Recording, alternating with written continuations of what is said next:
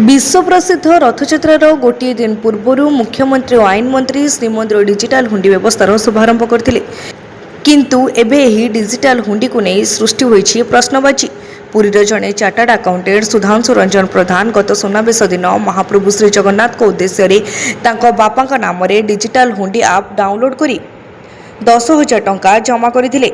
एही टंका से फोन पे माध्यम पैठ करथिले किंतु एहा प्रतिबदल रे तांको श्रीमंदिर प्रशासन पक्षरु कोनोसी टंका प्राप्ति रसीद एजावत प्रदान करा जाय पारि नाही। केवल तांको अकाउंट रु 10,000 टंका कटिथिबा मेसेज आसीछि किंतु से महाप्रभु श्री जगन्नाथ को उद्देश्य देथिबा टंका प्रकृति रे श्रीमंदिर प्रशासन अकाउंट को जाइछि कि नाही ता स्पष्ट होई नाही। तेणु प्रकृत में यह आप असली कि कहीं दुर्वृत्त यहाँ फेक कर चलाउछन्ते ताहा स्पष्ट होई नाही। कारण पूर्व श्रीमंदिर और श्रीमंदिर प्रशासन नाम विभिन्न नकली वेबसाइट खोली भक्त पर्यटकों को शोषण और ठकई कर अनेक नजर रही। यह घटना संपर्क में से फेसबुक माध्यम आईन मंत्री और एक्स माध्यम श्रीमंदिर मुख्य प्रशासकों दृष्टि आकर्षण करते कौन उत्तर मिलना।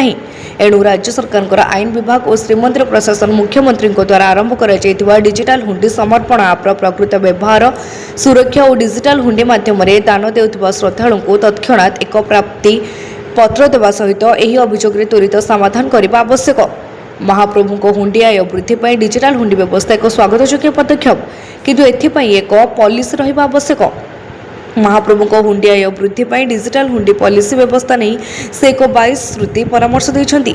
भारत अन्य प्रमुख तीर्थ और देवस्थल यथा तिरुपति शिरडी साई मंदिर वैष्णव देवी मंदिर मीनाक्षी मंदिर में प्रतिदिन कोटी कोटी टंका आय हेउथुवा बेले पुरी श्रीमंदिर लक्षाधिक श्रद्धालु आसुथिले मध्य हुंडी आय दैनिक 2 लाख मध्य सीमित रहुछि।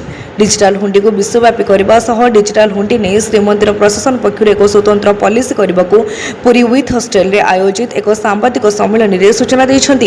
ए उद्देश्य स्ट्रेसमेंट रो ये उद्देश्य ला जे महाप्रभु जगन्नाथ जो डिजिटाल हुंडी वर्तमान करा जाइछि तार सिस्टम ऑपरेशन आ ता प्रोसीजर कोन ताकू गोटे पब्लिक डोमेन रे प्रकाश करबा ता सहित हमर डिजिटाल हुंडी गोटे पॉलिसी टाइप रो फ्रेम करिया कथा आ ता पई डिजिटाल हुंडी एडवाइजरी कमिटी भी गोटे फॉर्मेशन करिया कथा कंक्लूडिंग ऑफ तो साइबर सिक्योरिटी एक्सपर्ट आमर अकाउंट्स लोक आमर बैंकिंग लोक आमर कॉमन डिवोटीज लोक एमान को नेकरी गोटे डिजिटल हुंडी एडवाइजरी कमिटी टाइप रो करिया कथा जो मानकर काम रहा कथा जे क्वार्टरली हो मंथली हो सेगुडा सब रिव्यू करी तार जो सठिक माने हिसाब रखिकरी तार सठिक परिचालना करिया कथा।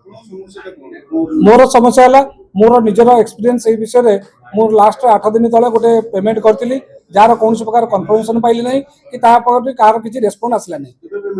एटा 25 जुलाई 2026 मोर जानिया भितर मु जोटा कहितली भी मोर गोटे डिजिटल हुंडी पॉलिसी करा जाऊ सेटा पब्लिक डोमेन रे प्रकाशन करा जाऊ आउ गोटे जदि माने संभव एजेटीए गोटे एडवाइजरी कमिटी भी ता पई रखू जो थे कि विभिन्न वर्ग विभिन्न श्रेणी लोक माने सम्मिलन करी याकू केमती व्यापक भाव में वर्ल्ड वाइड तार प्रसार प्रसार करहब महाप्रभुकर दान जी प्रकार दान आसूची ताकू आउ केमती किछि इंप्रूव करहब से सब जिनस एसजेटीए निश्चित भाव में पदक्षेप नवा उचित बोली मु मन करूँ। अभियोग केवल फेसबुक एपर्यंत भी जेहेतु मु अपेक्षा कली 8-10 दिन काल जे मोर कहीं पेमेंट कन्फर्मेशन आसुनी मु भाभी प्रथम ये कौन बैंकिंग चैनल रो ये जो असुविधा होती किंतु एपर्यंत भी मो पाखे कौन पेमेंट आसला नहीं।